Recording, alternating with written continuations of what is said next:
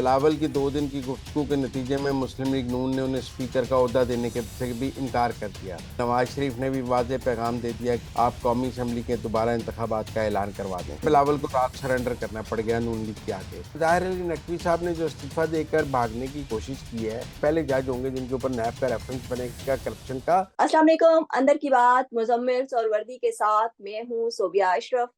आज की अंदर की बात के साथ आपकी खिदमत में हाजिर हैं और मेरे साथ मौजूद हैं मुजम्मिल साहब। अस्सलाम वालेकुम मुजम्मिल साहब। वालेकुम सलाम, क्या हाल है? ठीक ठाक हैं? अल्लाह का शुक्र है। मुजम्मिल साहब, ये बताएं, आज की बड़ी अंदर की बात आपके पास है कि बिलावल भुट्टो कैसे मान के हैं हुकूमत साजी के लिए वफाक में। देखें, बिलावल भुट्टो की ये शिकस्त है। मैं समझता हूँ कि कल सुबह जो वो गुफ्तगू कर रहे थे कि मैं अपनी टर्म्स पर बात करूँगा और मेरा कोई नुकसान नहीं है नून लीग, मेरी इतलात के मुताबिक उसके बाद नून लीग ने पहली शर्त तो ये रखी कि बिलावल साहब चल के हमारे पास आएँ।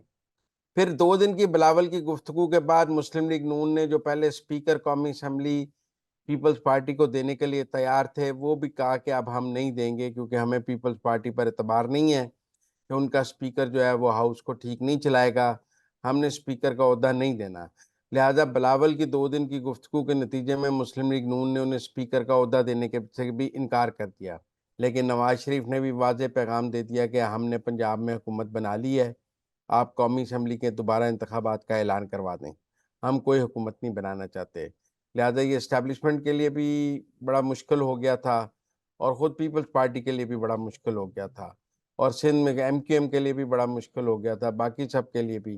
तो मेरे ख़्याल में एक इज्तिमाई दानिश थी और बेशक एस्टेब्लिशमेंट ने भी बिलावल को कहा कि तुम बहुत गलत रोल अदा कर रहे हो, एक तरफ हमारे साथ हो, दूसरी तरफ हमारे खिलाफ चल रहे हो।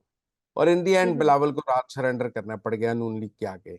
और जो एक स्पीकर हम्म। कौमी असम्बली की नशिस्त पीपल पार्टी के पास थी, वो भी उसके हाथ से निकल गई। उसकी 2 दिन की गुफ्तगू के नतीजे में नून लीग ने साफ कह दिया कि हमने अब आपको स्पीकर कौमी असम्बली भी नहीं देना। तो अब टेक्निकली हम्म। नून लीग ने कल स्पीकर भी ले लिया, प्राइम मिनिस्टर भी ले लिया और पीपल पार्टी को सिर्फ डिप्टी स्पीकर मिला। अब सेनेट के इलेक्शन होंगे, फिर कौमी असम्बली के होंगे, उसके बाद सदर का इंतखाब होगा, देखा जाएगा कब कौन सदर बनता है और कौन चेयरमैन सेनेट बनता है। अभी जो इंतखाबात होने हैं उनमें 3 में से 2 नशिस्तें नून लीग के पास हैं, स्पीकर की भी और वजीर आजम की भी। और बिलावल के हाथ सिर्फ एक नशिस्त आई डिप्टी स्पीकर की। मैं समझता हूँ ऑन दी होल बिलावल को अपनी गुफ्तगू की कीमत अदा करनी पड़ी। ठीक हो गया।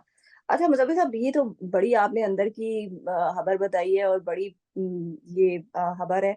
एक और अंदर की खबर बताएँ कि सुप्रीम कोर्ट ने आज बहुत बड़ा फैसला दे दिया है वफाकी हुकूमत की अपील पर। 5 रुकनी बेंच ने 4-1 की अक्सरियत से फैसला सुना दिया है कि जो रिटायर्ड जजेस होंगे उनके खिलाफ अगर कार्रवाई शुरू हो चुकी है तो वो खत्म नहीं होगी। ये अब मामला कहाँ जाएगा? देखिए, मेरे ख़्याल में ये ठीक बात है कि आपके खिलाफ जब सुप्रीम जुडिशल काउंसिल में कार्रवाई शुरू हो गई है, तो आप कार्रवाई से बचने के लिए इस्तीफ़ा दे दें। मतलब आपका सारा जुर्म, आपकी करप्शन जो है वो आपके इस्तीफ़े के नीचे दब गई। और ये कोई अच्छा कानून तो नहीं था। अगर कार्रवाई शुरू हो गई है तो आपने इस्तीफ़ा भी दे दिया है तो कार्रवाई जारी रहनी चाहिए और बल्कि कार्रवाई ज़्यादा सख्त हो जानी चाहिए। अगर आपने इस्तीफ़ा दे दिया और आपने कबूल कर लिया कि आपने कोई करप्शन किया है, मिसकंडक्ट किया है, तो फिर आपके ऊपर ज़्यादा सख्त एक्शन होना चाहिए। तो इसलिए मैं समझता हूँ कि ये मुज़ाहिर अली नकवी साहब ने जो इस्तीफ़ा देकर भागने की कोशिश की है, आप देखें उनके घर के पैसों की तो एक स्मार्ट सिटी हाउसिंग ने सोसाइटी के पे ऑर्डर से पेमेंट हुई हुई है। किसी जज के घर की पेमेंट को हाउसिंग सोसाइटी कर सकती है? हाउसिंग सोसाइटी के बैंक अकाउंट से उसकी पेमेंट कैसे हो सकती है? लिहाजा मैं समझता हूँ कि ये तो मैं शुरू से कह रहा हूँ कि ये नैब का फिट केस है। सुप्रीम जुडिशल काउंसिल को इन दी एंड इसको नैब को भेज देना चाहिए और ये पहले जज होंगे जिनके ऊपर नैब का रेफरेंस बनेगा करप्शन का। और ठीक फैसला दिया है कि आप इस तरह इस्तीफा देकर अपने जराइम पर काबू तो नहीं पा सकते कि जी आप मैं मेरे अब सारे जो जराइम है उनकी तहकीकात नहीं हो सकती क्योंकि मैंने इस्तीफा दे दिया है। तो ठीक फैसला है और मैं समझता हूँ वफाकी हुकूमत का स्टैंड भी ठीक था और मज़ार अली नकवी को दौड़ने नहीं देना चाहिए। आपके मुताबिक फैसला तो ठीक है, मगर जस्टिस हसन अजहर रिजवी ने इख्तलाफ क्यों किया है इस अपील से?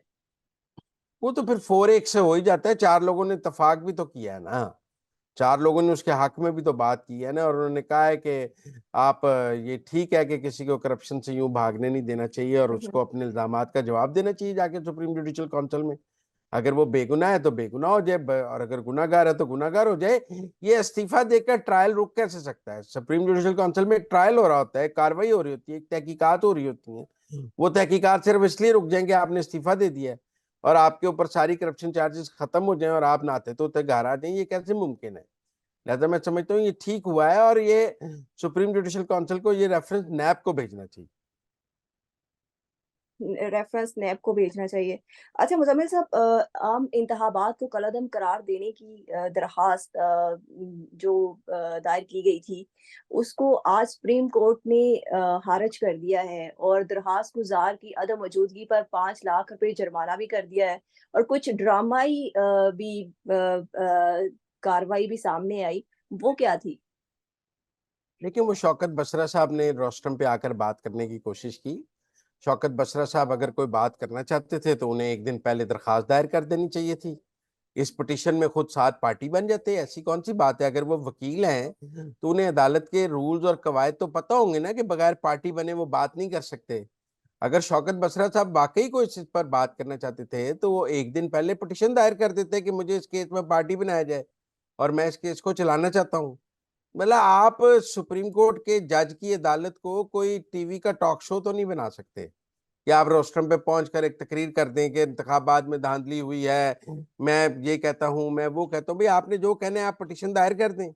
ये जो इंतखाबात को कलअदम करार देने की पिटीशन थी, ये 3 दिन से चल रही थी। वो मोहम्मद अली के नोटिस निकल रहे थे, वारंट निकल रहे थे, वो पेश नहीं हो रहा था। तहरीक इंसाफ उसमें जाके पार्टी बन जाती, कहती कि जी हमें उसमें सुना जाए धांधली हुई है, और जाके पार्टी बन जाती। शौकत बसरा साहब पार्टी बन जाते। वो जो कह रहे हैं हमारे साथ 90 सीटों पे धांधली हुई है, वो 90 के 90 जाके पार्टी बन जाते। जहां जहां पाकिस्तान में धांधली हुई है सिराजुल हक भी पार्टी बन जाते। इस पिटीशन में 150 लोग जाके पार्टी बन जाते और सिराजुल हक के आगे खड़े हो जाते कि हम सब यहाँ मौजूद है, इंतखाबात को कलअदम करार किया जाए, धांधली हुई है, आरोज ने की है। गया तो कोई है नहीं अदालत। तो फिर मेरा मतलब है कि आप ऐसे थोड़ी रोस्टरम पे जा सकते हैं। बसरा साहब पूरी पीटीआई का वकालतनामा लेते, बैरिस्टर गौहर को सबको लेके जाके वहां पेश हो जाते। आपने पीटीआई ने उसमें पार्टी बनना तो मुनासिब समझा नहीं है। वो तो एक ड्रामा करना चाह रहे थे ना शौकत बसरा साहब, जैसे टॉक शो में करते हैं। तो वो टॉक शो तो काजी फायज ईसा नहीं चलने देता। उसने कहा ये ड्रामा कर रहे हैं तो बाहर बाहर जाके करें, मेरी अदालत में तो नहीं हो सकता। ठीक बात है, अगर शौकत बसरा ने कोई बात करनी थी तो पिटीशन दायर करते, एक दिन पार्टी बन के बात कर लेते, ऐसी कौन सी बात है? लेकिन उनके हाथ में कुरान पाक भी था। भाई अदालत में इस तरह कुरान पाक ले जाने की इजाजत ही नहीं है। उन्होंने आइन, मतलब आप क्या एम्बेरस कर रहे हैं किसी को कुरान पाक हाथ में रखकर? आप झूठा कुरान भी उठा सकते हैं, आप सच्चा भी उठा सकते हैं। दूसरी पार्टी को सुने बगैर भी आपका कुरान कैसे मान लिया जाए? लेकिन इस मुल्क में एक अदालत का निज़ाम मौजूद है कोई, आपने, मेरा मतलब है कि उस अदालत के निज़ाम में जब गवाही का वक्त आएगा तो आपने कुरान पर गवाही देनी है ना। ऐसे ही उठा के आप रोज कुरान उठा के अदालत में लोग ले थोड़ी जाएंगे। जब गवाही का वक्त आएगा तो आप कुरान उठा के गवाही दे देंगे। जब तक गवाही का वक्त नहीं है, आप पार्टी नहीं है एक केस में, तो आप कैसे कुरान उठा के लेके जा सकते हैं? आप मेरे मतलब कुरान को अपनी सियासत के लिए इस्तेमाल तो ना करें। वो शंदाना गुलजार ने भी कह दिया कि जो 90,000 पोलिंग एजेंट हैं सारे कुरान उठा कर कहें कि उन्होंने ठीक इलेक्शन कराए हैं। ठीक है ना? तो फिर सारे फैसले कुरान पे करनी है तो फिर इमरान खान साहब भी कुरान उठा के बताते कि घड़ी बेची किसको है। पर जब फिर मुजम्मिल साहब, ब्रिगेडियर रिटायर्ड अली खान दरखास्त दायर करने के दूसरे ही दिन बैरून मुल्क चले गए और जब अदालत ने ये भी पूछा कि दरखास्त गुजार कहाँ है और अली खान है कौन, तो उन्हें बताया गया कि वो एक साबिक फौजी अफसर थे और उन पे कोर्ट मार्शल भी हो चुका है। अब पता नहीं उनसे कोर्ट मार्शल की पीटीआई ने कार्रवाई अगर, भी हो देखो ना, अब वो एक आम शहरी है, ये कोई इंपॉर्टेंट बात है? कोर्ट मार्शल हो चुका है, उसने पिटीशन दायर की, उसको समझ आई मेरी पिटीशन नहीं चल सकती। मैंने तो कहा 50 करोड़ जुर्माना होना चाहिए ऐसी पिटीशनों का, ताकि किसी को, उसने मीडिया कवरेज के लिए 2 दिन क्योस पैदा करने के लिए एक शरारत की। इस शरारत से ज्यादा उसमें कुछ भी नहीं था। जब उसको नजर आया मैं फंसने लगा हूँ, वो 4 दिन के लिए मुल्क से बाहर चला गया। और भी कई लोग यहाँ मुल्क से बाहर जाके आकर आजकल पेशावर हाईकोर्ट से राहदारी जमानत ले रहे हैं। तो आजकल तो ये चल रहा है कि पेशावर हाईकोर्ट से कुलभूषण यादव को भी राहदारी जमानत मिल जानी है। जिस तेजी से मफरूरों और इश्तिहारियों को राहदारी जमानतें मिल रही हैं, डर है कि कहीं चुकी। पेशावर हाईकोर्ट से कुलभूषण भी दिल्ली जाने की राहदारी जमानत ही ना ले ले। थैंक यू मुज़म्मिल साहब कि आपने अंदर की बातों से बाखबर किया। इसके साथ ही मुझे और मुज़म्मिल साहब को इजाज़त दें। अल्लाह हाफ़िज़।